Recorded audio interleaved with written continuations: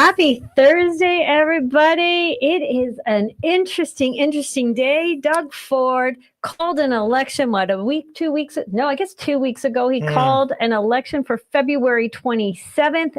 And hokey doodles, that is not a whole lot of time for people to get out there, door knock, get their voices heard, and faces recognized. Yeah, I mean, he's looking like the old Doug Ford these days, the old fiery Doug Ford that's going to stand up to the federal government, not the, piggy from Deliverance Doug Ford that we've seen lately with Justin Trudeau. So he's switching gears. So it should be exciting. So he's feeling confident, I guess, is what we're saying. He's feeling confident, but I don't know how necessarily confident he's feeling because from what I'm hearing, he is not really allowing a lot of his conservatives to respond to media or take part on panels. I know in our area, MP David Piccini, who is a Doug Ford conservative, he has declined the requests on several stages now to speak at these debates, at the Chambers debate. There's a debate tonight in, I believe it was in Cobourg, and he declined to respond to that as well. I know I had the opportunity with Charlene Bell and Colleen Brantz to meet and speak with David Piccini at his pancake breakfast a few weeks ago. He hates watching you come in. You can see the fear in his eyes when you're walking up with your camera. He kind of does. Yeah. Although he did say he does watch our show every once in a while. He's been keeping up with us, which might also be another reason why he tries to duck me when he sees me. Yeah. At one time we were really good friends and I spent a lot of time in his office because part of my job in the real estate world was on the political side, and I lobbied the government and spent a lot of time in his office and bringing to him what our constituents were thinking.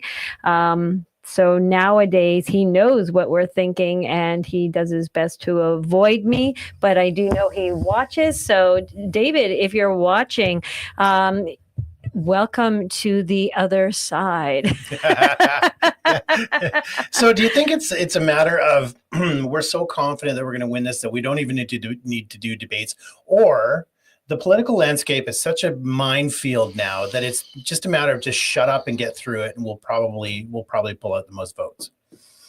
I'm thinking it's probably that. Yeah, that's what I'm thinking. Well, and if we've learned anything from previous elections, including the U.S. election, we do know a lot of these elections are rigged, but it doesn't mean that we stop trying, and it doesn't mean we stop having our voices. So we know mainstream media and all the Chamber of Commerces all across Ontario have been avoiding allowing the democratic process to actually take place by uninviting certain parties to their all candidates meetings. So we decided, you know what, these people deserve a voice. Yep. They've spent just as much money. They've put in just as much elbow grease as everybody else. And we are still a democracy, sort of. We like to believe we're a democracy. So we thought we should have their voices on our show. Right. This new trend of, they don't have a seat, so they don't earn a spot in the debates. What is that? That's not even a thing. Chamber of Commerce, that is not a thing. And we caught you with your dirty little hands in the government pocket during COVID to encourage small business to shut down. So you've already got a black mark. But on top of that, love them, hate them, agree with them, don't agree with them. Everybody deserves a voice. And this whole new trend of shutting people down and not letting them speak is it does not fit in a supposed democracy. So. Well, democracy where free speech is supposedly protected. Right. So we fought really hard to have some sort of a voice here, and now we can lend that to these candidates. We don't necessarily endorse or not endorse.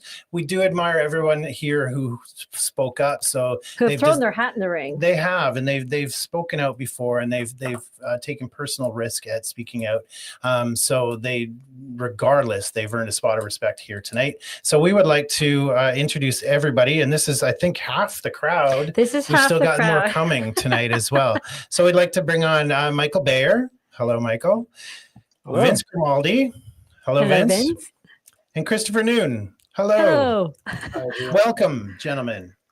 Welcome. So I think the best way to do this is just to give you guys each a few minutes, just to introduce yourselves. Where is it you're representing and why are you running? And we'll start with that. Michael, you're first up in the order of our windows anyway. So why don't you start us off? All right. Well, thanks for having me. My name is Michael Bayer. I'm not a professional politician. I'm just an ordinary Canadian. I was worried about where Canada was headed. I actually ran in the last federal election and the last provincial election. And I'm running again in the next provincial election and the next federal election. No, you're not running in the next federal. You're going to win this provincial one, so you don't have an opportunity. Well, the probability of that is actually pretty low, but you know, I don't have $100,000 that the establishment are taking from the taxpayers. In fact, I think like $100 they're helping themselves giving to the parties. It seems absurd to me that the taxpayers are funding these provincial political parties. Yeah. So we're going to go to Christopher next. Michael, we're having a little bit of trouble with your audio. Michael, our producer, who's also Michael, will help you out with that backstage. Is he back there? Yeah, Yep, if you just check the chat, he'll help you out with that. So you may have to leave and shut down your browser and come back. So Christopher Noon, you're next. So who are you? Who are you representing? And why are you running? Okay, I'm Christopher Noon, independent candidate for Kitchener Centre. The reason I'm running is basically I'm just sick of it all. Politics as usual. You know, we've been a Liberal stronghold in the riding for a very long time. Recently changed hands to the NDP, and then there was a by-election when Laura May Lindo resigned her seat in 2003. And we had about 19 candidates in the by-election in 2003. 7 of them were independents. Wow. In this election, we have 7 candidates in total. And I'm the only independent representing the people. So I was asked by some good people to throw my hat in the ring, and I wasn't really considering that I'd do it, but you know, the people need a voice, and we've elected the Green Party federally here and provincially. And that just shows me that people are so disillusioned that they're going to vote for the most, in my opinion, insane party out there. So you know, maybe I won't get all the votes, but I'm going to do my damnedest to put a dent in it.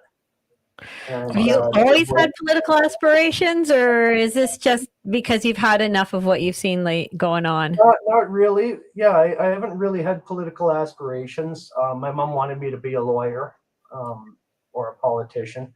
I never thought it was for me, but I don't see myself as wanting to be a genuinely dishonest individual, which seems to go with the territory of being a politician or a lawyer. But I believe that, you know, we have to look at for solutions from a different angle. We're always addressing the symptoms.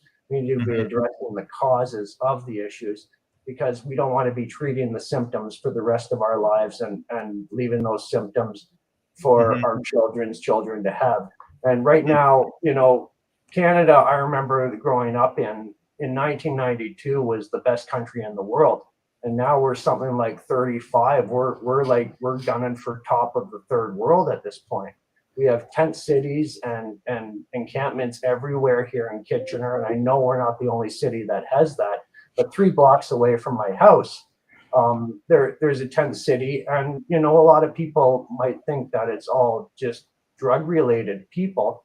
Well, some of it's the homeless that are bussed out of Toronto and shoot out of there, and they end up here with a free bus ride. Or a lot of it. We're going to cut you off. We're going to give Vincent a little about 5 minutes. You're on a roll. Don't let me throw you off again. We're going to give you each 5 minutes and then have at it. So save your fuel for 5 minutes. Sorry to cut you off there. Vince, go ahead. My story is a little different. I've been self-employed my whole life. I'm in the technology industry, so I run an upcycling business up in Grey Bruce, Owen Sound. I got asked by Dave Hillier, the president at that time of the New Blue Party. He caught on that I kept up with politics, but I really never said much about it. So I knew a lot about the American politics. I knew a lot about Canadian politics. One day he just came up to me and said, "Hey, look, we need a candidate for this area. Have you ever heard of the Blue Party?" And I said, "You want me to run for a candidate of a political party?" I said, "I'll probably get shot before I get anywhere on this." We talked about it, and I kind of read into what Jim and Belinda were doing, and I thought, okay, I'm not the greatest public speaker in the world, but I do know the issues. Let's try it. So I gave it a shot the first time. Wasn't great at it, but I did all right in this area. And then when the pandemic in the last 4 years, I kind of more or less got more involved in everything. So I kind of found out the issues for this area. And when you get into a business like I am, strategic planning and all that stuff comes into play. And it doesn't go away no matter what you do. So when you're seeing things and you're talking to farmers and you're talking to a whole bunch of people, you start generating a plan in your head.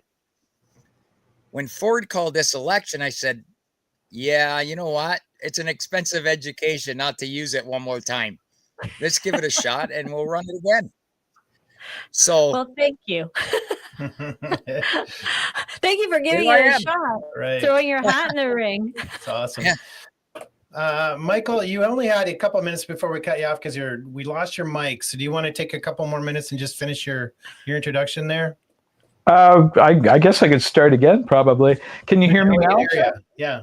That's Yay. good. All right. Well, again, my name's Michael Bear. I'm not a professional politician. I'm just an ordinary Canadian. I was just worried about my country, and I saw things were going the wrong way. I ran in the last federal election and the last provincial election.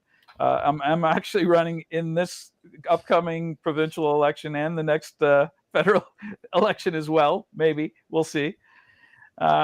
But the New Blue to me sort of just represents the only legitimate shot I think that we have, because the other parties are just not organized. They just don't have, I don't know what they just don't have what it takes to actually be like a legitimate contender. That's the way I see it anyways.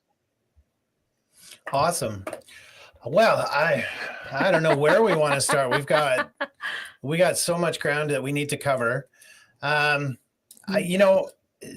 proposed this show. I did propose this show. A good friend of mine, Chris Guerra, who may or may not make it on the show tonight. He is driving back from a hockey game, but he's also running with the New Blue Party. And we talk a lot back and forth. We work together at the Freedom Convoy, and he is running. And as he said to me, New Blue is having a hard time getting a voice anywhere. And then I started to actually pay attention. And he was right. The New Blue, the Ontario Party, the Libertarians, the Independents, the Direct Democracy, all of those guys, all of you guys were not being invited or uninvited. So has that, I'm going to assume it has hampered you guys in some way. So have you looked at other ways outside of the box of getting your voices out there? Because obviously in 2 weeks, there's no way you can knock on everybody in your riding's doors. And so that's why we thought, well, we're going to have them on. It's time, because your voices deserve to be heard. So are you guys having to think outside of the box in order, one, to get the message across, and also, two, to find out what your constituents are saying in your areas as a problem they want you to focus on? Well, we are. Like I said, we get pretty creative, strategic planning. I'm just using social media. I'm just putting out videos, going around interviewing people, asking them what they want, what they need, and just putting out the video on YouTube, Rumble, or any other platform, and then we're sharing it with our supporters. Hopefully they're sending it out on their platforms. Right. You have no time. You really don't have any time to order signs. And where are you going to put them up here? We got, what, 6-7 foot snow drifts up here. I mean, last 7 or 8 or 5 or 6 days have been unbelievable snowfall up here. So we decided, you know what? We can't get out. Let's just do it over social media. Right. So I had the equipment from other jobs that we did, and I just started putting out videos. And you know, we started interviewing guys like the Landowner Association, Action for Canada.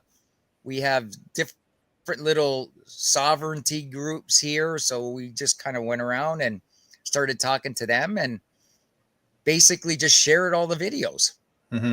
That's awesome. That's Did you just go to the bar and hang out all the afternoon? I mean, tell the truth now. I only got out of my driveway yesterday. There is no bars here. Okay, They call it Old Dodge up here, and there's not even a bar here.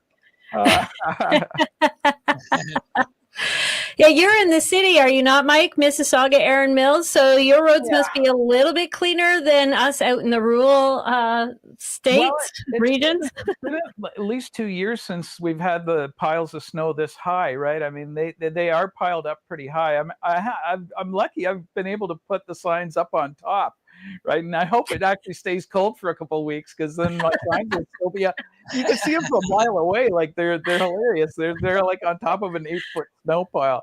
But you're right. I mean, they called the snap election on purpose for all of those reasons, because it's going to take longer for independents or small people to get a sign up anywhere, right? I mean, we're running around, we're doing everything ourselves, like everything, from signs to canvassing for signatures to, you know, every single thing is just like, not like the other establishment parties run it like a business. They've been doing it for hundreds of years, like 100 years.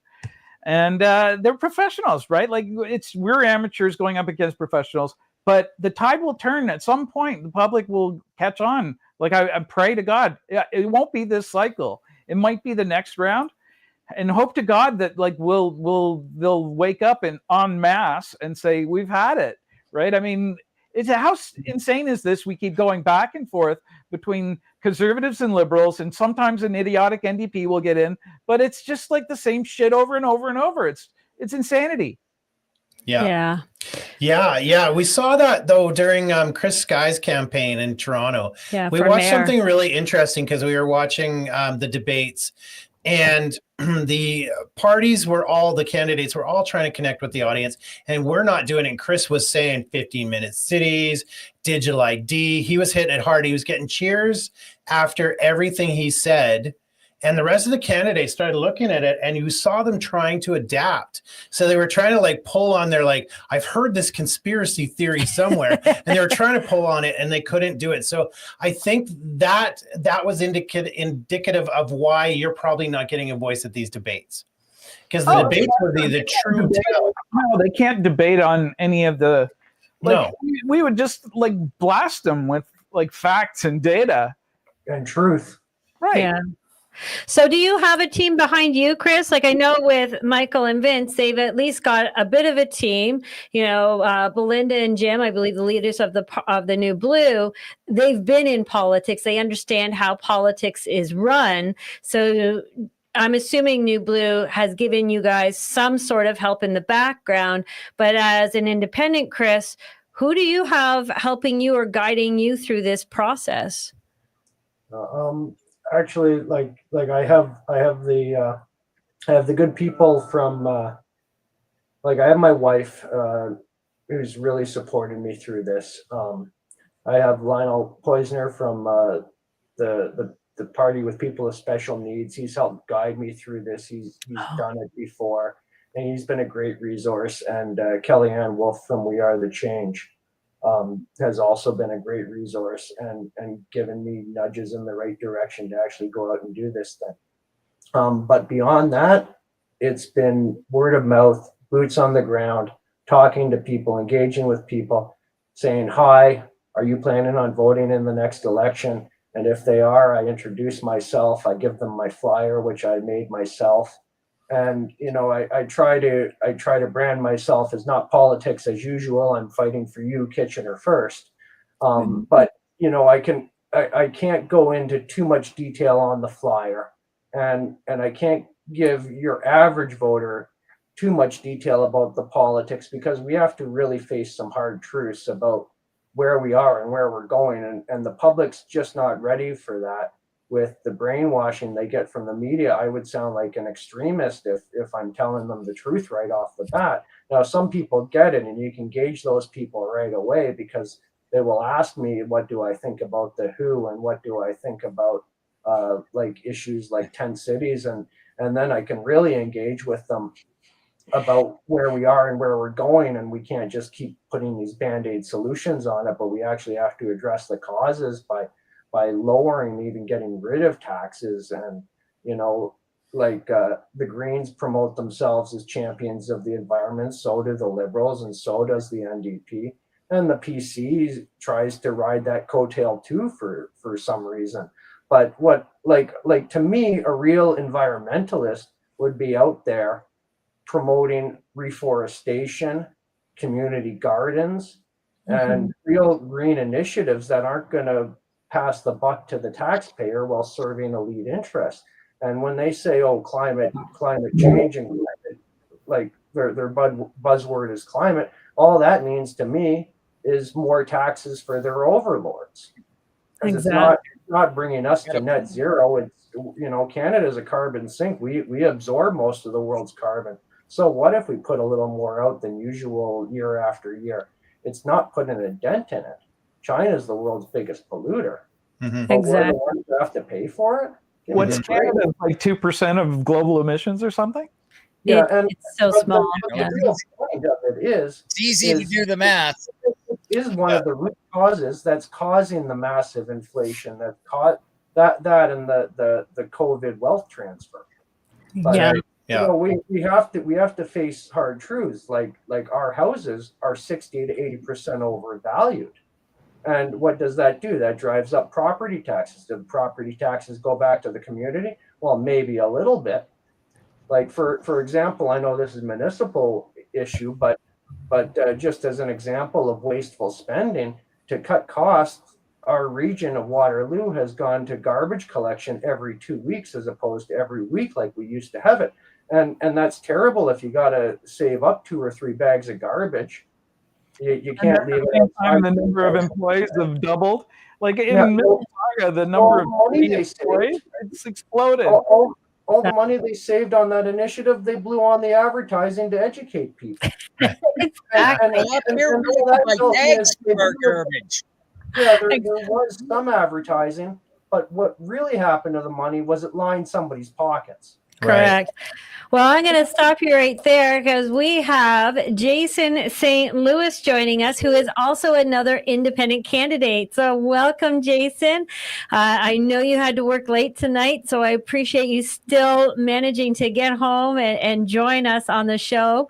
Do you want to take 5 minutes and introduce yourself to everybody and why you're running and where you're running? Sure thing. I've been actually online listening to you guys, so I just want to say thanks for having me. My name is Jason St. Louis. I live in the Glengarry Prescott Russell district, which is just east of Ottawa. I've been out here for about 5 years now.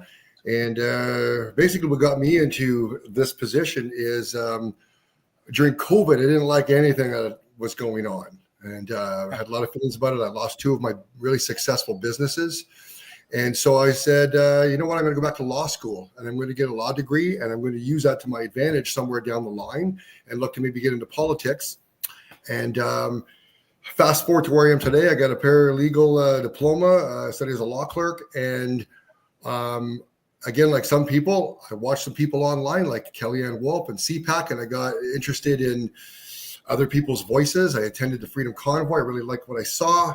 And from there, it just progressed. And I thought I was going to have more time to get out and get people to know me in my community. I had a couple of things I was going to do, which was speaking with senior students in high schools, at college and universities, talking about civic duties, the different parties, how they can get involved, because we want to get the new voters out there. These younger generations, we got to get them involved and connected, because it's their futures that they need to be aware of right now, not 3, 4, or 5 years down the line when they decide they might want to vote. So basically, I went in super fast. I don't have a team. I don't have a budget. I don't have any money. I just put up a website, and I started to put some things together based on my knowledge and experience of politics and things that I followed over the years, which has pretty much kind of led me right into where we are now. I put together a website. I put together a platform, and I've just been addressing things. So for my community, big things for us is housing, taxes, healthcare, and some infrastructure like some roads. And what I noticed the first thing when the writ dropped is the Conservative government, by way of their proxy here, the current Conservative MPP, came to the community with $76,000 and said, hey, here you go. Well, I don't believe in coincidences. I believe in good timing. And I think it was a really good way for them to drum up potential votes by giving some people what they needed, but we still need more. And if I can jump in what you guys were talking about, with housing and stuff like that, where do we get this money from? For me, I had a couple of ideas. I know one is federal. It is trying to push the federal government to amending the Bank of Canada Act to allow private loans. So let's say first-time home buyers could get a loan with a 2% interest. And existing people who've already had loans, developers, they may get a reduction in that interest rate, so that the Bank of Canada is giving out loans, and that interest that comes back, that interest could be proportionally split between the feds, and that money goes back into the municipalities that got those loans, so it could help reduce taxes by way of making sure that municipal services had that money back into their own economy. That was just one of the quick things that I thought about how we could help to reduce some of the costs of building and get more houses built. Because as you know, we got a lot of people brought into the country, over 2 million. We're not going to come anywhere close to solving this problem by building more houses. That's not going to do it. Yeah, you're suggesting we have a responsible government. We have 5 million temporary people here that are supposed to leave by the end of 2025. Yeah, absolutely. And I think that we should have our housing shortage will be greatly diminished.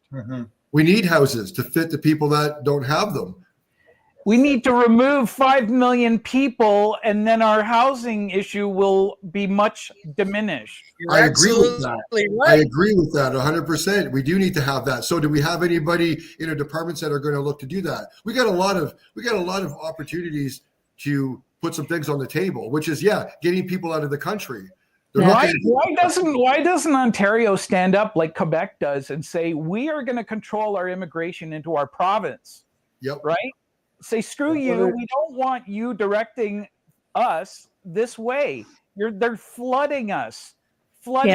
Exactly. Who's letting that in? How is this happening? And they're overpopulating our hospitals, they're relocating tax money just to support these guys. Get rid of them. They're killing us. I had to go to Kitchener for my doctor's appointment. I didn't see one white guy there. I don't think we can disagree on that at all. So how do we fix that? Do we have a department that is going to be kind of like, if we look what the U.S. is doing, they've got the ICE, they're going around, they're getting rid of people. How do we manage that here in our own province? We should put together. You know what? It's sad, but we always end up following the Americans. And if the Americans get rid of the income tax, we're going to be forced to. Otherwise, we're going to be uncompetitive.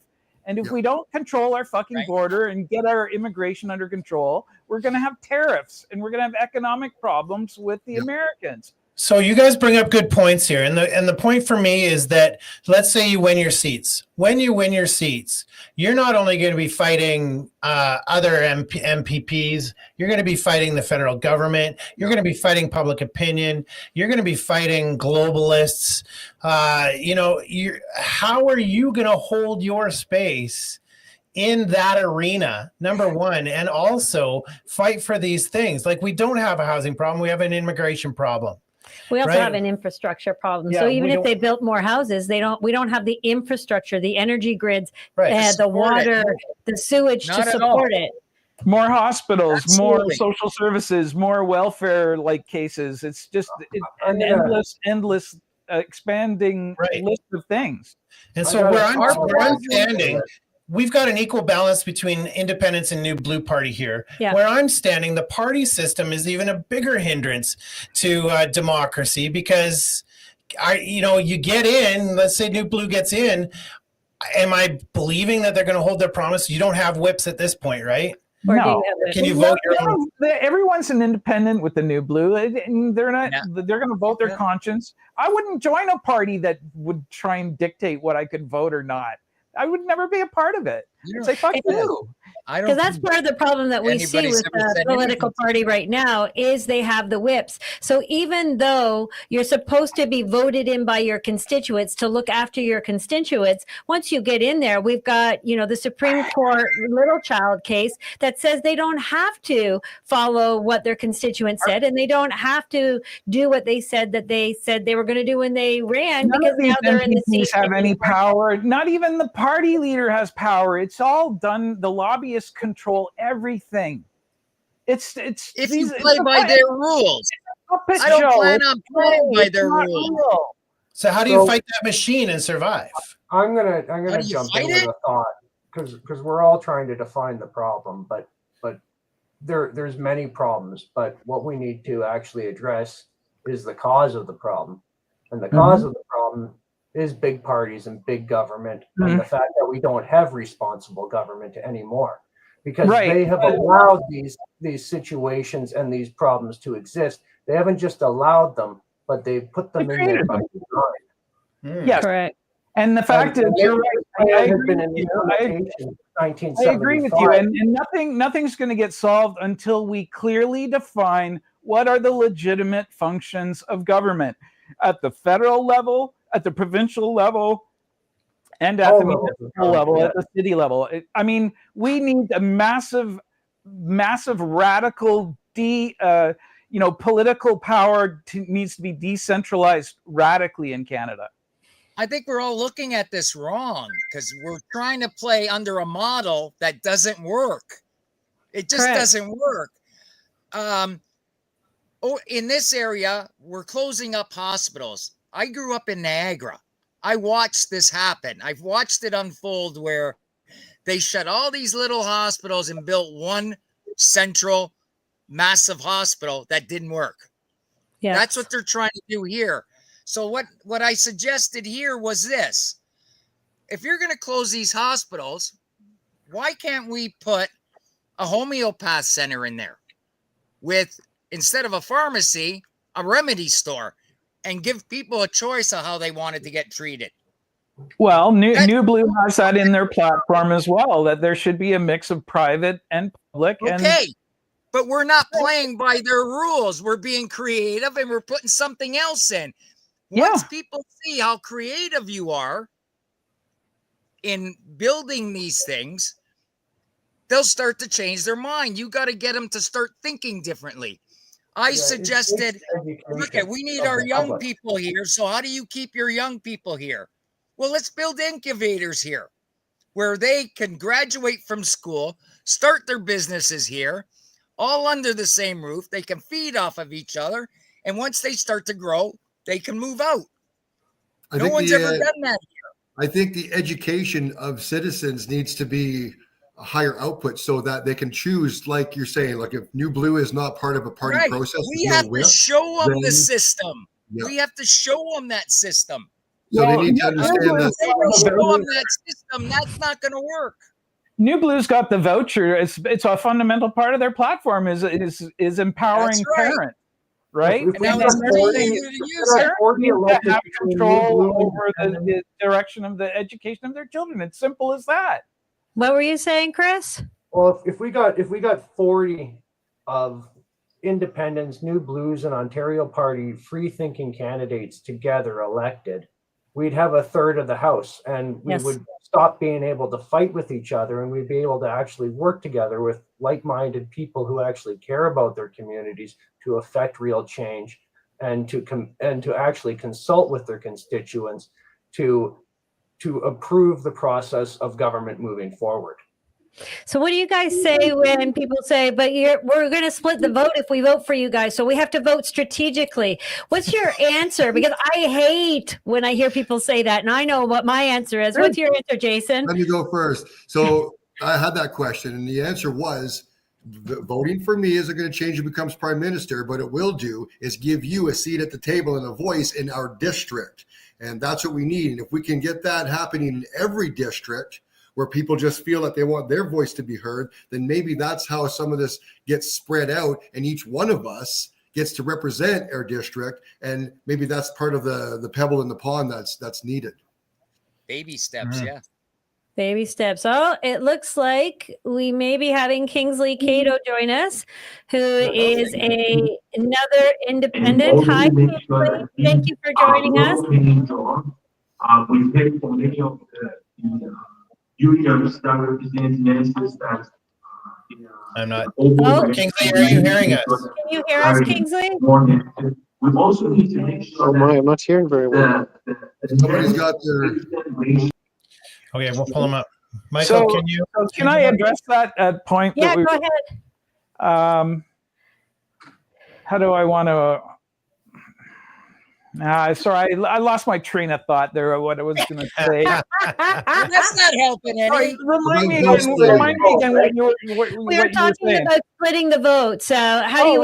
Right. Yeah, I love that one. I mean, it makes me laugh, right? Because what are you splitting the vote with? You are not even voting for a political party. You are voting for a lobbyist. Correct. A lobbyist you don't know, you've never seen, never heard of. And that doesn't give a crap about you. Mm-hmm. So that's your split. You have a choice of someone who might have a chance of actually representing you or some special interest lobbyist. That's your vote split. That's your choice. I like spineless politician for special interests and lobbyists. Yeah. Yeah. Exactly. That's a great answer. Both of those are, as Luann saying, we need voices. Mm-hmm. Mm-hmm. I said, my answer to them is I'm 63 years old. I don't need anything else. I'm doing this for you, and that's it. I have everything I want. Yeah. That's all I say to them. That's it. Right. It's the most honest answer I can give them.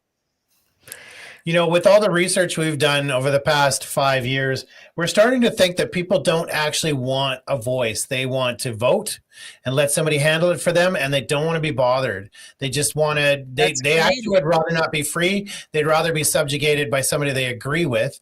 And so what's the feedback you guys are getting if you're out there on the streets talking to people? Like, what is the sentiment you're getting? What's the biggest concern with politics? Not necessarily what's wrong with the country, but I get questions all the time like, you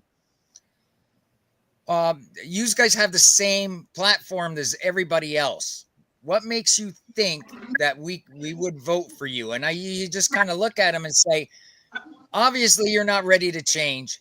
You're looking for action. You're looking for someone to hand you something. I said, that's a typical Canadian answer where no one, when I do these videos, I've had 2 people now, after I shot the video, edited it, and ready to put it out that opted not to use it because they didn't want any repercussions from their neighbors of what they said. That's fear. Wow. People are feared, and that's perpetrated by the media and by the education That's exactly system. Right. Again, that's all by design. They want you to think that you need big government there to live your life, and if you don't have big government there to tell you what to do, you're not going to have a good life worth living. And they promise you that in the end that you'll own nothing and be happy about it. And this is like 60 years of social engineering, and then they've basically removed the testicles from the 99% of men out there. Sure. Look what they're teaching in schools. Aren't they teaching that in schools right now? Finally get to be in the 1%. Huzzah. Kingsley, we're going to bring you in. Kingsley, can you hear us now? Yes, I'm hearing you a lot better.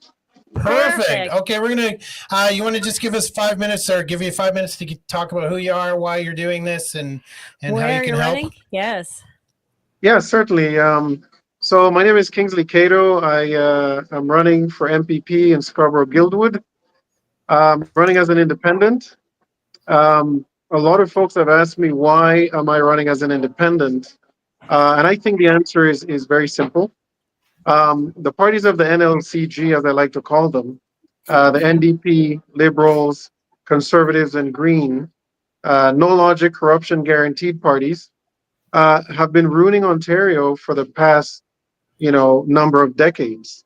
And so it was incumbent upon me, in my view, to run as an independent candidate to bring about real change uh, in Ontario and specifically in Scarborough-Guildwood.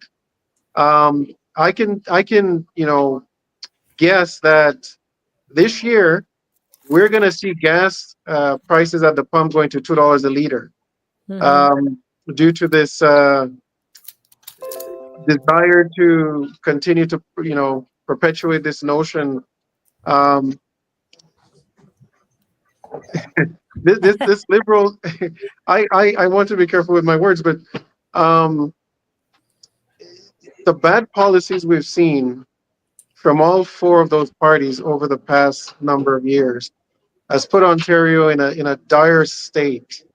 Whether it's in education, where we've seen Doug Ford cut spending to a level where the class sizes have gotten so big that teachers cannot give the attention that kids need. In fact, today I had a meeting with the vice principal for my daughter, who has been an honor student, but has been struggling a little bit this year, not at the level that she's normally, she's not achieving the level she's normally used to.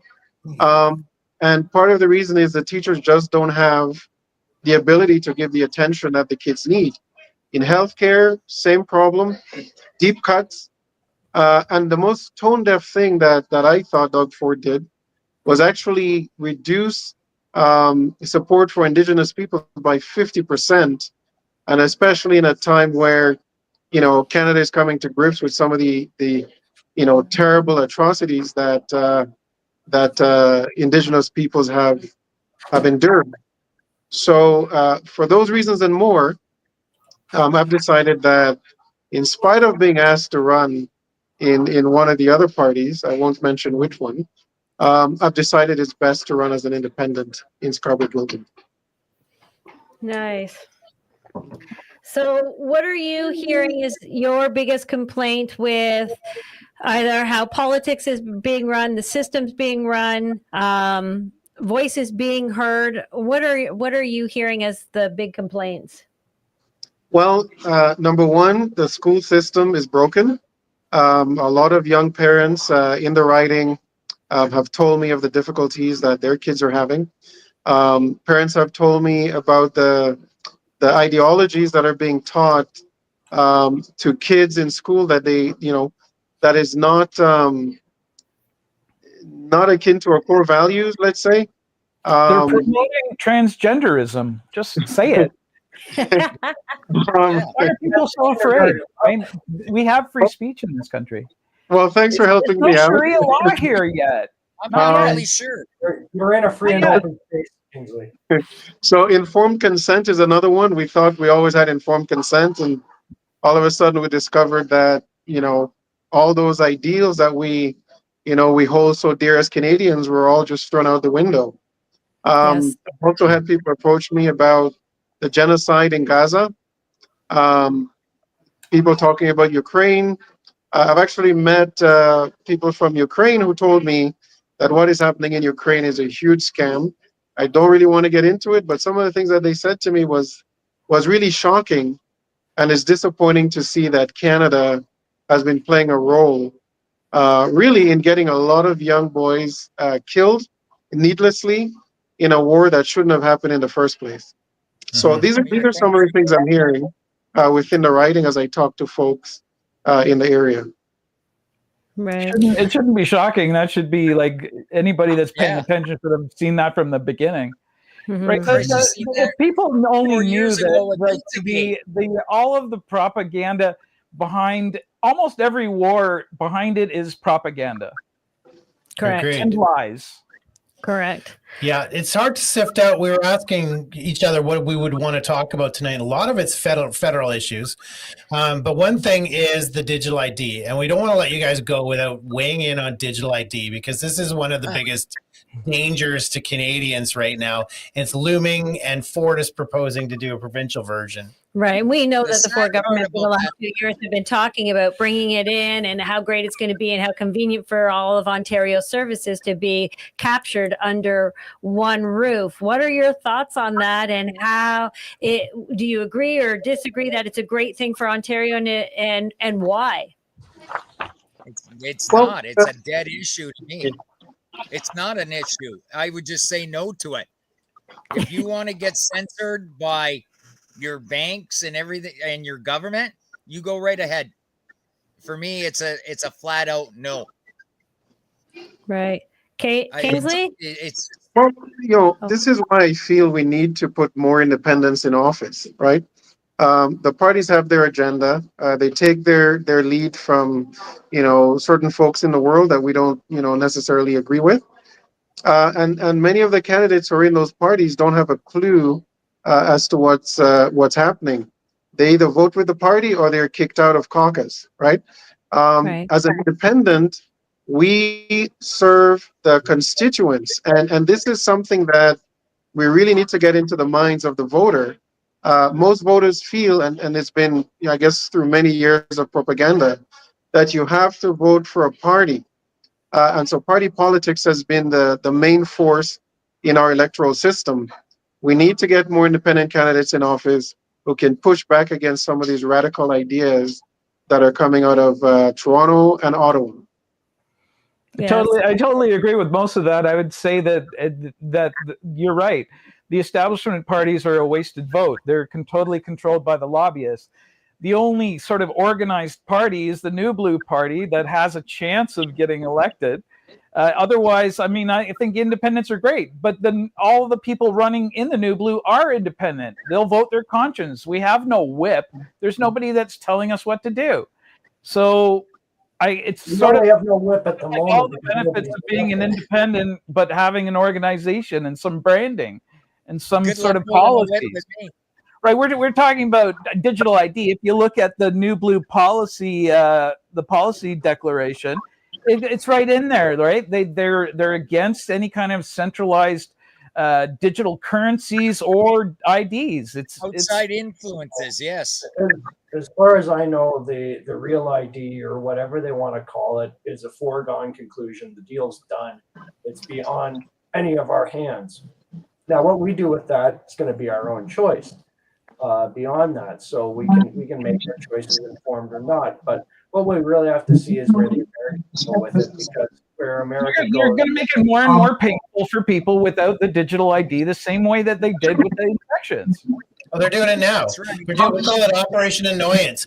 You have to re-log in Netflix over and over again. You have to re-log in with your bank. They are intentionally creating this massive annoyance campaign. And if you actually pay attention to it, now you're going to see how, your bank card gets declined. Yeah. You have to go in and reestablish yourself in your bank. It's a They've been psyop. doing it for a couple of years now.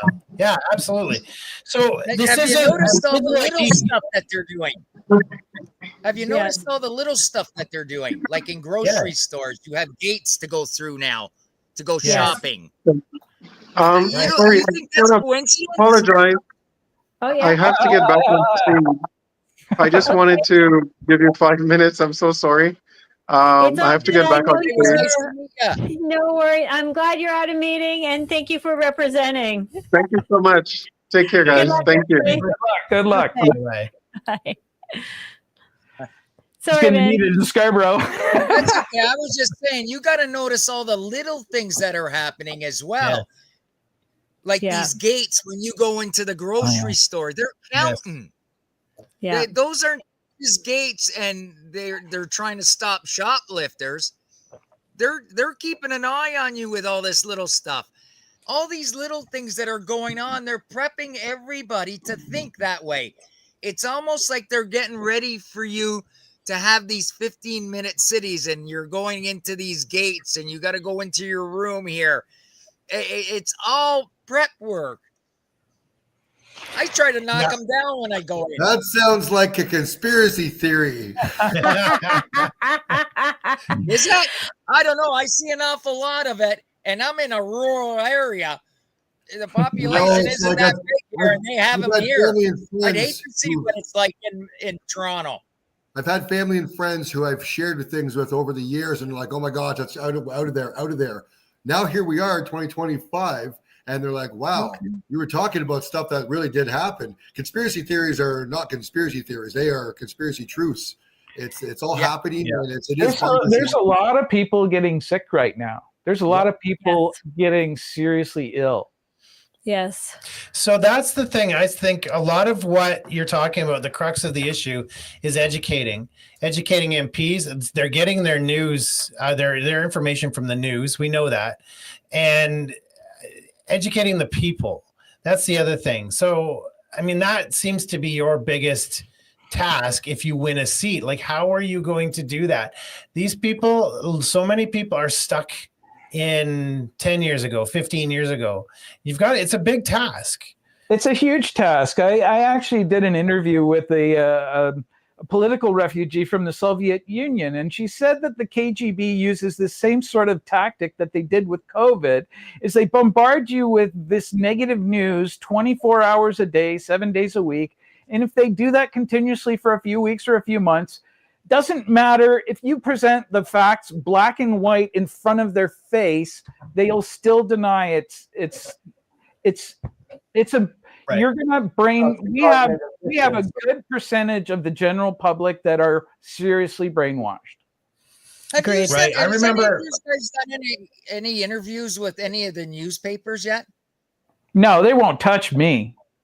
Well, I've I had done the Sun Time come up to me because they said they couldn't find me on our website, on the New Blue website. And I kind of thought that was a little odd. And I said, sure, if you want to do a phone interview, let's do it. You know what his first question was? No. Why are you running when you know you can't win? You don't know That was that. his Are they first fortune question. tellers?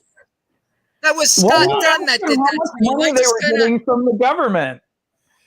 Well, yeah, and at first I kind of fluffed it off, and I went, 60% excitement, 40% truth.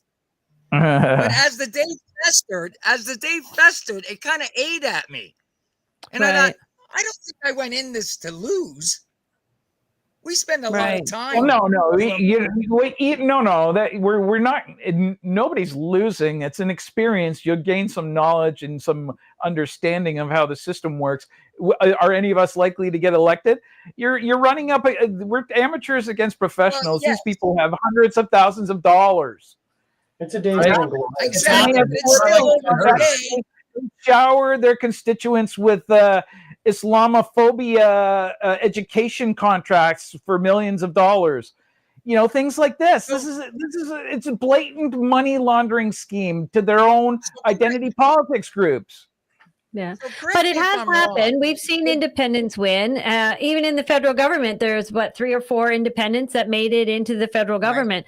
So it's not unheard of for it to happen. So unless this newspaper guy has a crystal ball or is very prophetic and knows the future, there's no way that he can say that unless he's participating in election fraud. Journalism is printing things that people don't want to be printed. These guys So are what not I did journalists. was- They're propagandists. Yeah. No, what I did is I put out a video with this on it, Right. and I just sent it out to the whole area here. And I said, "This guy isn't a journalist; he's a fortune teller."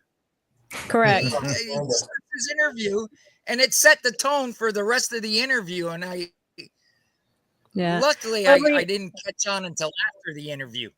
Right. What were you going to say, Jason? I think one of our best hopes is that social media being what it is now, and with such more light shed on the Liberal Party and the corruption that people always know is back there but don't want to do anything about, maybe we're coming to a precipice where the masses of people will hopefully really start to consider another option. And what the connection of social media and all of us being out here and just things spreading, again, maybe that's part of the pebble in the pond that's going to help make and sway this change. I think we have to have a Everybody stronger knows it. I social think you're media right. I network don't- for conservatives. Every Canadian knows the politicians are corrupt. Every single one of them. Yes. There's Yes. not a single person I've ever talked to that said, no, they're all good. But the point is, now people are starting to get so fed up. Like the fact is, we elected federally and provincially here in Kitchener Center the Green Party. That's insane. That's insane. And before it was the NDPs. So what does that tell me? People have a desire for change. They're just not presented with any good options. And with the NDP and the Green Party, it's just more of the same shillery under a new label. And I think, Right. I think with everybody too, like whenever this writ dropped, the day of, all I saw was Liberal and Conservative signs going up because they knew it was coming. They got the money to go put the signs up, and people like us who were, waiting for something else to happen, all of a sudden, here it is, right? So I haven't seen any new blue up. I haven't seen any independent signs up. I haven't seen anybody's signs up other than blue and red at the moment. Right. And so this is great for me to be able to come out and meet people like yourselves who are running in different parties. And I don't really think that our thoughts on things are so far different, other than different from the red and the blue party. It seems like we're all talking we got to about keep podcasts like this going. Yeah, You have to keep Exactly. information like this going all the time. We are the media now. People aren't It's gonna not- understand it's not the CBC and the CTV and Global News that are going to lead the way in the future. They're already a sinking ship, pretty much sunk, and they're on life support from the Liberal government because they basically bought and paid for them 10 years ago.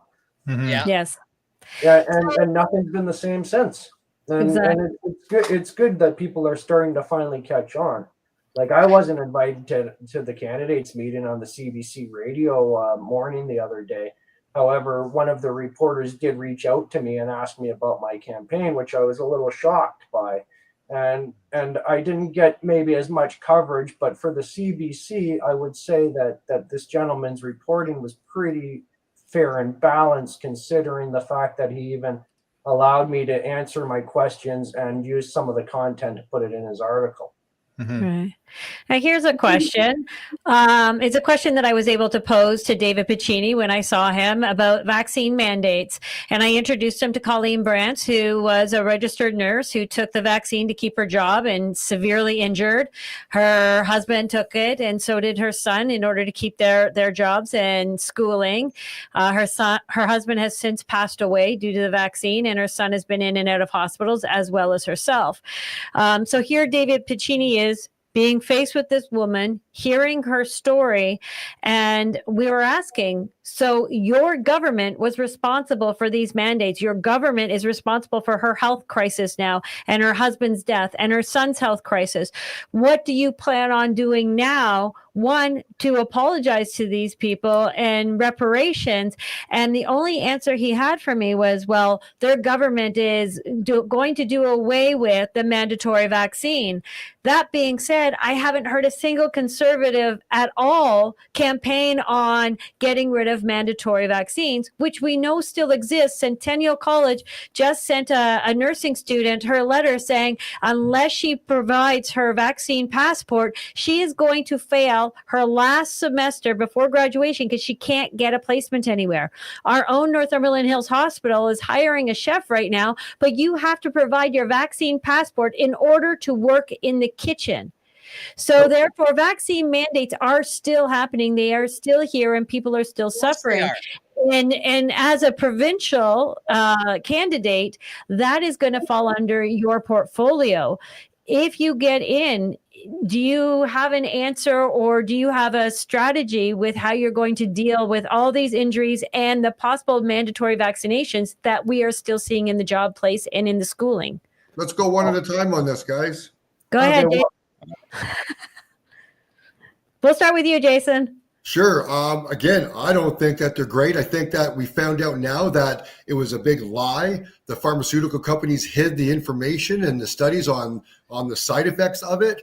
The government tried to tell us, that they would keep you safe and keep you getting sick and you wouldn't transmit it. It's all a big lie. And I think that some people who took the vaccines now know it, who are afraid to admit they got caught up in that lie. I think we have to focus on, you have a right, you have a choice. We got to allow for people to keep their own right and choices on what they want to do with their bodies.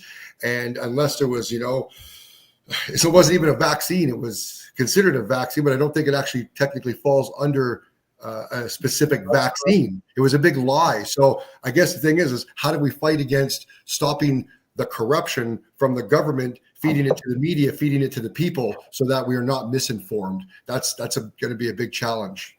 Well, yeah, it's a self-protecting beast now. Yeah. But when I get elected, I'm going to use my voice to promote the truth, whether it's popular or not. And it's something I've been doing for quite a while, and it's lost me some friends, and people might think I'm crazy for a while. But the truth takes a little while to get its pants on, while the rumors can run around naked in the street all day.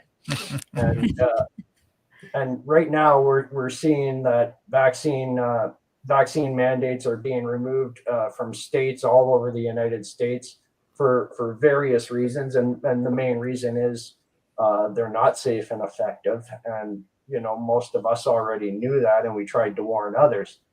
But where it's going, they're trying to sweep it under the rug, and they're still trying to profit off the vaccines because they made so many billions of them that we don't need. It's not just like the conspiracy theory they're trying to kill us all. It's a big money laundering scam. It's big pharma's last big payday, and it's ultimately going to bankrupt the next pandemic. Yeah. Go ahead, Vince. I said until the next pandemic. Yeah. What would you do? The only thing you can do is keep it in front of people, saying this has to stop. It has to stop. You almost got to treat your constituents like a child, and you have to keep bringing it up until they're sick of hearing it. Mm-hmm. Right. Right? Because how do you stop your health minister? They're federal. You're not going to stop them from losing money. So you got to just keep reminding them that these don't work, and you lobby at Queen's Park about it. Well, healthcare is actually provincial. I would use my position to get exemptions where needed. Right. Yeah. You have to if you want nurses to go back to work. Yeah, like my wife had to. She is a doctor by trade in Panama, and some of you may know that Panama recently elected 80% independents in their government, and they completely smashed the party system. And if we could do the same here, that would level the playing field, and we could get Canada back. Yeah. But she thought I was crazy telling her not to take the vaccine, and I said, "Look, you're smart. Do the research yourself." And she didn't want to take it right away. She wanted to take the wait and see approach. Well, it was out for less than 6 months, and they mandated it to her, and that just didn't sit right with her. And ultimately, she got let go of her job and put on leave for, I think, over a year. But standing your ground, waiting and standing on truth and what's right eventually won out. And it was hard for us, but at least we're not suffering with the consequences of being forced to take that decision. And a lot of people got bullied into taking that decision. A lot of people took the vaccine, didn't want to. A lot of people, it was peer pressure or just misinformed coercion. Yeah. And we're going to suffer generationally from it, because the biggest scam in the world has been perpetrated in the past 4 or 5 years. Yes. With that and election fraud and just straight up lying and taxation and misappropriation of our wealth to elite special interests. And we have to take our power back and level the playing field. And Right. Can I ask all of you one question? I wanted to ask you all one question. Well, Mike hasn't answered the question yet. Let him have a response. And it's been so long now. Oh, go ahead. Sorry. All right. Well, listen, the whole COVID episode was the greatest example of government malfeasance in history. It was a fraud from the very beginning. It was the COVID virus was manufactured in a military biological weapons lab in China with the assistance of the United States government. This whole thing is a gigantic fraud, and people have not woken up. They are starting to wake up to it. And we are going to see the exact same things happen under COVID if people keep voting for these establishment frauds, these corrupt shills, stooges. They're not real. They don't actually make the decisions. They're actors. Right? We've got to get real here. This is serious, right? People are dying. So what would your anybody have an actual strategy of what you would do day one going in? You have to promote individual sovereignty, which means no one can have coercion power over you, right? And that's not simple and easy, right? It's not simple and easy because you have to be financially independent and you have to be physically able to defend yourself, which means firearms. Every Canadian should be trained, and every sane Canadian, law-abiding Canadian, should be trained on how to defend themselves physically with firearms. I think the question you were asking, Jody, was about what could you do, right? So right now, how it is the ministers and whoever else puts these things out, and it's only we, the people, at the end of it are not getting to make a decision. But if we had the ability to set ourselves up with complete and total transparency, so each of us in our districts are only representing a smaller proportional minority or of the population. So if everybody had the ability to connect to their MPP and have their votes and have their say and have information, and all of those are collectively put together, maybe we need to do that to be able to take the power away from those supposed decision makers like the ministers of health and so on. It's not just the decision makers that's the problem. It's a fundamental problem because Canadians have never properly defined what the legitimate functions of government are. So at a federal level, I'll tell you, it's very simple. You need national defense. You need some sort of a non-corrupted national police force, and you need a national court system, and that's it. Everything else can be done by provinces or the local governments, or better yet, by the individuals themselves. We are so fucked up because we can't get this out of our head. The government is not supposed to do everything for us. It's only supposed to defend our individual rights. And it's not. It's I think you're going to have to define what a government is to some people. Right. I think you have to define what a government is supposed to do for people. I don't think anybody knows anymore. Education. It's just supposed to make up some basic rules. That's it. You're not supposed to govern over top of you. Exactly. You know what? Like political service, public service you should be like a caretaker. You should just make sure that the laws are being followed and everyone can make their own fucking decision. Yeah.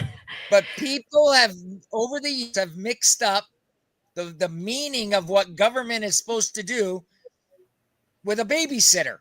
They think they're supposed to take care of us. No. Yes, it's political subversion, right? Like they brainwashed generation after generation after generation. Right. So how do you, again, it's back to education again. Of course. You have to educate people. But how do you educate a whack of immigrants that don't even speak your language? You know, I talk to my kids about this. They're more savvy about this side of the aisle, so to speak, whereas they go to school and they feel like they can't talk this way to their other friends because they're all brainwashed by what they hear from their parents and what they're watching. And then my kids are looked at like they're you're freaking conspiracy theorists, but really it's like it's not. So we need more education. They need to learn. And that should really start at the school level. Yep. Well, here's the problem. I would agree to vouchers. Vouchers are in the system. Vouchers would get rid of the problem because the parents have choice. The parents can choose to send their kids to whatever school they want. And the competition would transform education overnight. Like those failing schools, nobody would go to them. They'd go bankrupt. We brought that up the last election, did we not? Vouchers? We brought that up the last election. We have to do it. We have to do it. Yeah. What is a voucher? I don't know what a voucher is. Gives the parent the choice where to It's send their kids to school. Parents to send their kids wherever they want to send them. So you don't have to Whatever stay within school, your boundaries then. They can go anywhere. You don't have to send them to a government school. Not a government school. I don't give a fuck about boundaries. It's not about boundaries. It's about having your kids propagandized or educated. And if you want to send them to a government school, they're going to be transgender, critical race theory, propaganda, 7 by 12. Going to come out as zombies. They can't think critically. That's been the system set up since the early Prussian days. They know what they're doing. The Carnegies, the whole shebang. It's all been a system that's been set up that way. Unfortunately, controllable peons that are not paying attention. And unfortunately, now the government's got the parents set up to be so far back, needing to work. They're not able to really take care of spending quality time with the kids. When my parents came to Canada, they could afford to have one person income and the other person stay home. You're the family, for fuck's sakes. It's impossible to have a proper family life with both parents working all the time. Yeah. All right. What were you saying, Chris? Well, that started with World War II, though. Yeah, Chris. Well, what I was saying is one of the issues we have with in World War II. Just a second, Vince. Just a second. Chris was trying to say something. Just a second. Sorry. Yeah, one of the issues I was going to say was that we have with big government is we don't have enough representation for the people, and that goes with my point is basically when the people of our communities all have great ideas on how to fix these things to help address the issues that we all face on a daily basis. It's not one politician going to bring all the answers or has all the answers. And the constituents go up to their politicians and they give them great ideas to help make their community a better place, either by housing or ways to do climate initiatives or environmental initiatives, or to clean up the streets, or to get the drugs off the streets, or to help schools. They have many great ideas, and those ideas get to the politician and they go no further. Because this is the problem. Like, you got to be either delusional or stupid to think that a politician's going to solve these problems, or a group of politicians. We have to get together as communities, as a country, as a province. We have to do it, not politicians. Yeah, we need the voices of all our constituents working together, and we need to take people with good ideas seriously and see how we can incorporate them, implement them, and work them to the betterment of our society. And that's not happening with politics as usual, everyday corrupt politicians for special interests and lobbyists. Right. I don't think it's a brainwashing situation, which it is, so much as a toxic codependence. Right? People just don't want to be bothered. They want to advocate their responsibility elsewhere in every field that they can possibly imagine, including politics. And then you get the dawn of a parasitical, blood-sucking politician. And there's so many people who come in with like great ideas and lofty goals, and they're going to be the heroes. And it's less than a year that they're just another parasite. And so what you guys need to do is radical change, like radical. Mm-hmm. That means like you will have access to information no one else will. Will you whistleblow to save your country? Will you risk jail time to tell people exactly what's going on? That's the kind of radical that we need.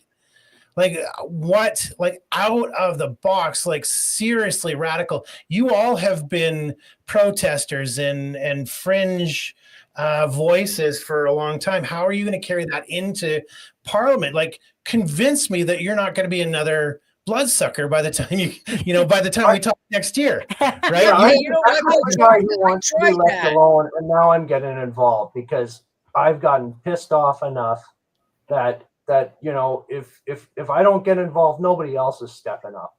And it's not that I want to do it. I'm doing it because if I don't do it, I can't. If I do it, at least I can say I stood up and I fought for what I believed in. Mhm. Right. And whether you may agree with me or not, I'm doing it for you. Yeah. I'm doing it for us What all. do you call radical, though? That is What radical. are you calling radical?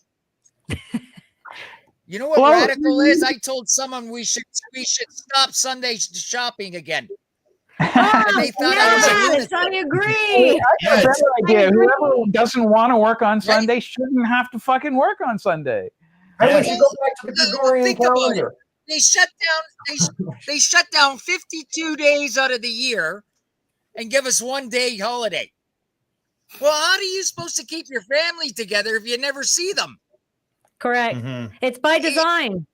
Sunday, if you remember when we were kids, Yep. you had half a day Saturday and all day Sunday, and you could either go to the beach or spend it at home with your parents.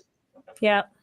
And Jody, you're Does right, that though. not solve a lot of Yeah. It The does. Does that not government solve a lot for of decades problems? and decades has been trying to erode parental rights and just everything they can do to try and diminish the power of the family. Right? Strong families mean they can stand up See, to and these I kind of propaganda attacks and these government attacks, but weak families can't.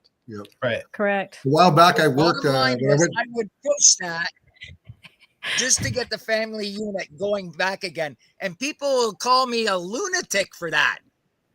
I mean, we grew Well- up that way. Not these people. It also addresses the core problem of consumerism. So, Jason, you were going to say something? yeah, like a while back. So I was a professional sport fighter for most of my life and taught martial arts. So I never worked for the man per se. And I went back one time to work for the man, and I drove a forklift for the Target Distribution Center when they came to Canada. And what I really liked was I worked 4 days, 10-hour days, got my 40 hours in, and I had Friday, Saturday, Sunday off with my kids. It was really enjoyable time. We were really productive in a lot of ways. And I saw that happening, and speaking to a lot of other employees, they really love that aspect of their job. So that would be a great thing if we could do and implement that opportunity to get these businesses and corporations to support and sponsor that type of work environment while still being able to produce what they need to produce. So if you need to have night shifts, great. Some people want to work night shifts. Some people have families.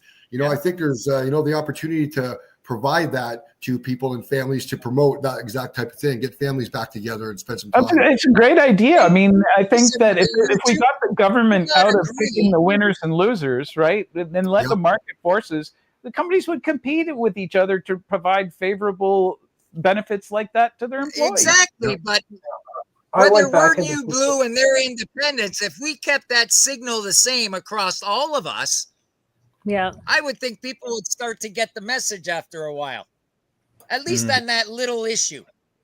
Yeah. I went back into business for I think myself so. about I 11 really years do. ago. And doing, What's that? like, before that, I worked for the man. And then before that, I had my own business for a small amount of time. But when I was working for the man, out of all the shifts I ever worked, because I worked 12s, I worked continental shifts, the 410s was probably the best. And I had 2 days off, or I always worked 2 days in a row. I had 1 day off, and then I worked 2 more days, and then I had 2 days off. And Do they that even have allowed shift me a lot of work? extra free time to do what I needed to do, and got me away from that stressful 5-day work week. And I think a stressful 5-day Do they- work do week they is a do killer shift for a lot work of people. anymore? Yeah, no, I've said this since probably the beginning of all this COVID nonsense that, everybody talks about World War III being the nuclear war, but everybody thinks it's going to be bombs and guns and all of that. It's not. The nuclear No, war it's is the attack on the family, because if propaganda. you can demoralize and separate the family, then you can definitely attack and separate and demoralize the rest of the community, and then civilization. And next thing you know, you've got no community, no relationship, and no connection. And as long as you're not They've done a good connected, job. They've done a good job. Into a family. exactly. So it's your We job. need to bring family back, and we need to bring God back. Those are the Exactly. two essential things you Not need. the fake patriotism that's given to you by the media. Oh, cheer on Team Canada and boo USA. Like we should not be booing That's silly. 16-year-old girls That's just singing the silly. national anthem for the United States, because those are our sisters and brothers over there. Those Yes. are our allies, our greatest friends in the whole world. And we're booing their national anthem when a 16-year-old girl gets the honor to sing it for her country. Crazy. And yet we don't bat Right. an eyelash when we have people come out and sing in Punjabi or Hindu our national anthem, which should only be sung in English or French or Embarrassing. both. It's embarrassing. It Yes, is. it is. And we call ourselves Canadian. That's not the Canadian way. Well, I noticed those people didn't have enough integrity to hold to their values enough to not pay for that game. They wanted to go to the game and support the game with their money, It's and the that's bread where and their purposes that's of where the integrity Roman ended. world. Yeah. Exactly. But by destroying the family, they don't understand the damage they just did to that 15-year-old girl. Right. Who this was her moment, her proud moment to shine and show her gift and share it with the world.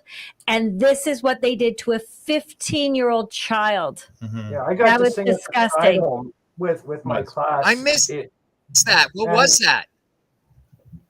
what was what? The I situation. missed that. The booing at the national anthem's been happening at the Canadian-U.S. hockey games. At a lot of the sports games, they've been booing the American national anthem. I mean, and it's it's just so really sad and pissing off pathetic. our American brothers It's really, and and the media is responsible for it. Like the media Yes. whipped them Yeah. up And our for this government. idiotic our stuff. government should not be They doing did it to dollar a for dollar 15-year-old for girl? us. They should be working. Yes. Yeah, they should be working with the government, whoever they elected, to do the simple asks of fixing our drug problems. And The tariffs fixing would our be border. gone. The tariffs And would yeah, be gone. it would All be a they did was non-issue. cooperate with the Of course. It would Americans. be a non-issue. But instead, we have these stupid politicians that are doing this on purpose to ruin our country. If they think they can win a trade war with the world's largest economic, military, and political superpower, it's ridiculous in the history of the world. We account for less than 2% of their exports, what we buy. Mm-hmm. They account for over 60% of ours. Yeah. I was at a debate last night, and that question got brought up about these tariffs, and I just started to laugh. I said, you only have to watch Trump. He throws a balloon up in the air. He waits for your reaction. If you react bad enough, then he attacks you. Right. And what a bunch of dummies. If they would have just said nothing, he would have went away. Yeah. Or just do what he says. You should have got rid of the You know what? He's sick. It happened a few years ago. I went over to the States and I went through the border control, and I was just playing a joke. I wore a kneecap trying to get into the U.S. Right? It was so ridiculous. And the guy kind of chuckled and he said, take it off. And so I took it off, right? And he says, okay, well, you got to go to secondary. I've got a Nexus card, so I'm already like pre-screened and pre-approved and all that shit. But they talked to me, and I actually drove back to Canada wearing it. And they didn't ask me to take it off. I went from the States back to Canada completely covered with sunglasses on. Yes, but did they offer you a free stay in a hotel? But no, in secondary in the state side, there was like 20 Afghans that were there that tried to cross illegally from Canada into the US. It's like, of course they're complaining. Like we haven't controlled our own border. Yep. Yeah. Right. But that is a federal issue. So you guys don't, running for provincial, you don't really get to Quebec chime in on that. immigrants they take. Ontario can do the same thing. We can. This is what I'm talking about radically decentralizing political power. Yeah. We don't have to put up with their shit. Right. We don't have to do it. Just say fuck off. No. We can use our voice to work with other levels of government and implement our ideas and tell the other levels of government this is the will of our people. So another topic. We've got social media behind us too. Yes. Go ahead, Jason. So another topic that I've had, right? So I've got a 16-year-old daughter and an 18-year-old son. He's going to college, but my daughter and other teenage kids in my area that can't get jobs. Yes. Tim Hortons, McDonald's, Burger King, Yeah. right? So I'm starting investigating. I end up talking to some managers that I know, telling them, listen, between you, me, and a fence post, what's going on? Why are all these people here, right? LMIAs, labor market impact assessment. Okay, Lots. so we're doing the research. You Yes. need to, these businesses have to prove that the companies don't have a history of firing people in those roles. They've done enough advertising for the roles. They've done enough interviews. Yeah. It's a So these scam. people are telling me it's not even happening. They're just No. hiring these people. Yeah. Yes. And Correct. there's over 50% of the employees in these little spots minimum that are foreign workers through the program, right? So Just canvassing for getting signatures to get my name on the ballot. You wouldn't believe how many people that I came across that weren't able to vote because they don't Yeah. They didn't know how to foreigners, sign their right? name because they They're didn't on get temporary got it. status. so that's And the other even thing is people that are employed, okay, even people employed that in a lot of places they don't have status. yeah. So my push would be how Jason, can we you get gotta dig deeper. how do You we gotta get an dig audit deeper done? into that. Okay, just Vince, let him finish. How do we dig deeper into getting the government to really be audited, right? I like to see these companies certainly audited to ensure and prove that you've done all these things. How many applicants do you have, right? If Do we need didn't have a corrupted national police Yes. force, we should start from scratch. The RCMP should be disbanded, and they Agreed. should Maybe start from scratch. a third Agreed. party Well, to be able to do actually, the auditing? Vince Gersey's has a better plan. He's like, go the opposite way. Go back to local sheriffs, and they're all elected and elected judges. Not a And bad that's idea. actually Yes. yeah, the It's not a bad antithesis of idea. globalism. It's perfect. It's a good solution. Yeah. To the new blues, there's a question here. We all know we're in the most crucial time of our life. Why are the new blue and the Ontario Party not looking to be united? You got a good answer for that? Well, I think they were invited. They were invited to have a leadership contest, and it's all about egos. It's sad. That's unfortunate, right? And I don't know. You could Some of be these right. guys, I'm not a they big seem like they're like political grifters, right? They're They the are. professional. That's politicians again. exactly what Randy Hillier and thing are. They're drifters. Because now they'll finish this election and they'll go to Winnipeg and do the same thing over there. They wouldn't have even got re-registered as a party if they didn't had a political favor from the progressive conservatives. Well, yeah, because they didn't even file their taxes for the last election. Financials, and they're supposed to get 1,000 signatures to get a new party back in running. They didn't get the 1,000 signatures. So they made up a special rule saying that if you get two candidates running at the same time in an election, Right. And so the PCs did the two by-elections for them and let two candidates run, and that's how they got back as a party. They bought them Like, swimming pools the It's last so rigged. election. Like, everything is corrupt. The leadership contests of all of the establishment parties is crooked. They can't even democratically elect their own leader. So, like, it's crazy. fucked up. Like, what do you expect? All right. I don't think that would brings ever us happen. to Final questions here. We're gonna wrap up. I mean, I think it's been. I hope we didn't bore you. Fronts. Vince, why don't we go around clockwise, starting with Vince? Why are we voting for you? And convince me you're not going to be a parasite in 6 months. Because I really am here for people. That's all I've ever done was work for people. I believe in what I say. I believe in my party. And I think I can do a lot of good for this community. I think we can set a good standard for people and change their minds of how things should really be. Paint that picture. Okay, I may not win, but I'll be a stepping stone for it.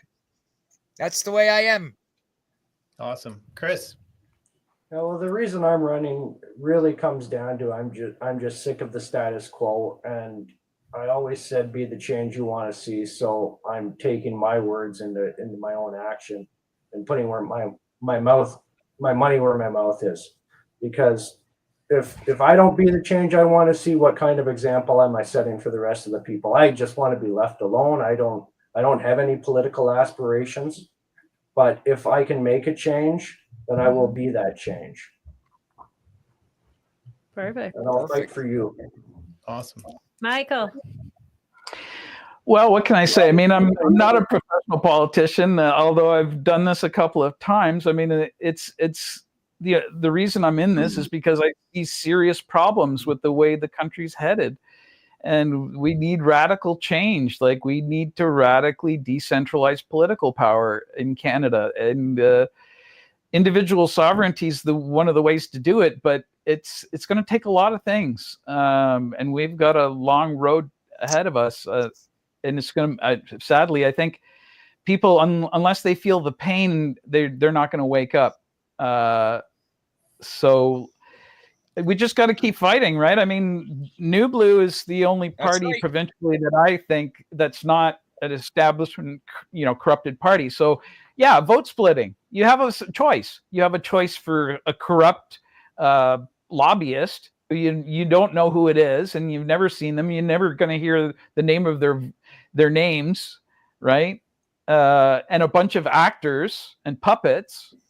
Or you're going to vote for somebody that actually might try to represent you and fight for you and actually, shrink this monstrosity of a government that we have.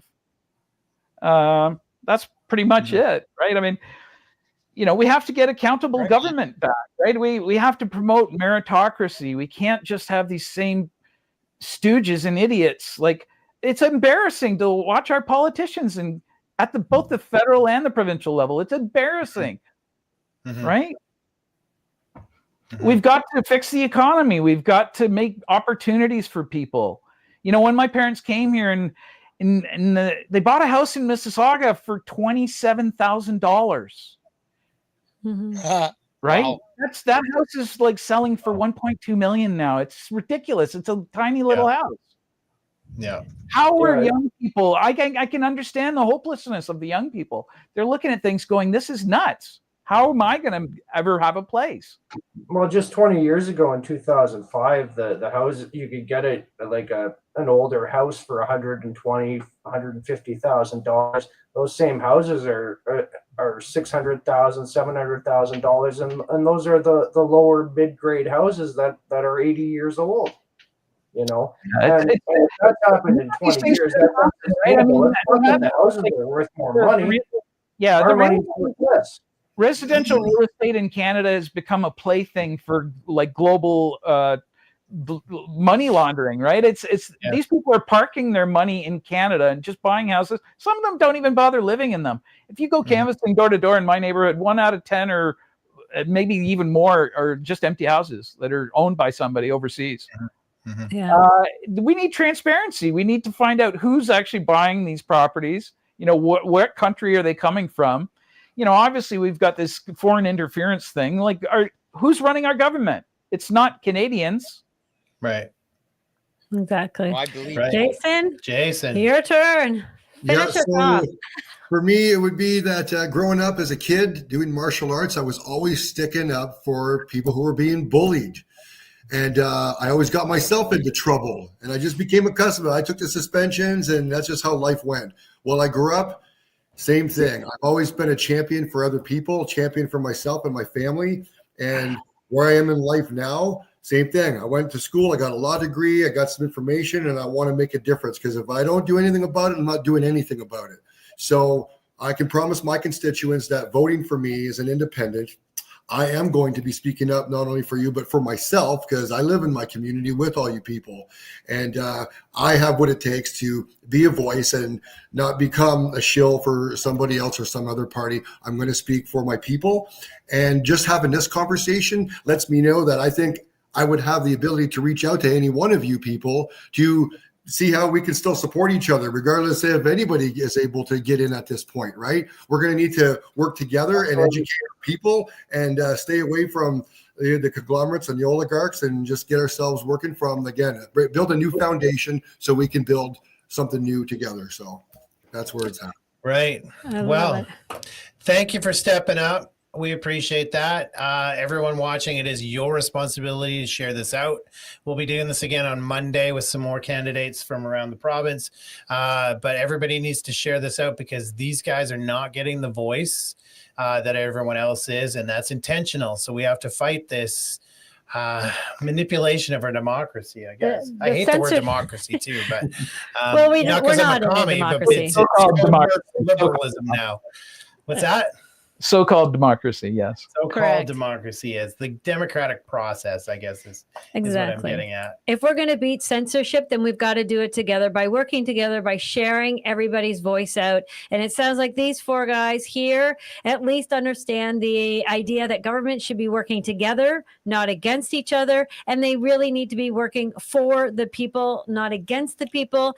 And in order to do that, censorship has to disappear. We have to start listening to our fellow Canadians, our fellow Ontarians, and we need to really start putting together real strategies, real solutions, because we got a lot of problems that need fixing.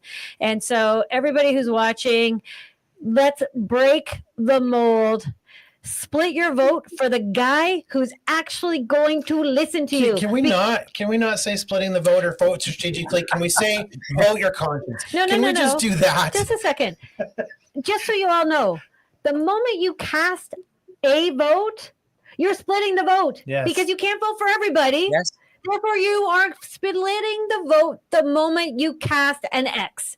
So cast it for the person who's actually going to represent you. Because if you keep doing what we've been doing since the beginning of time, we are only going to go further down the garbage chute, and none of these problems are going to get fixed because we know the parties in power are not listening to you. They're listening to their lobbyists, their NGOs, their foreign international globalists. They are not listening to you. But these guys are boots on the ground. They live in your communities. They're not career politicians. They don't have a lobbyist or an NGO sitting in their back pocket paying them to do what they want to do. They are actually going to listen to you because they believe in Canada. They live in Canada, and their ancestral line will continue here in Canada. So vote for an independent, vote for a new blue, vote for someone who actually has your best interest at heart. So thank you guys so much for giving us your time and your voice and letting us know who you are. Thank you. All right. Good night, everybody. Thank you for Thanks for being joining on us. the Thank you, podcast. guys. Thanks a lot. Jody. Keep up the good work.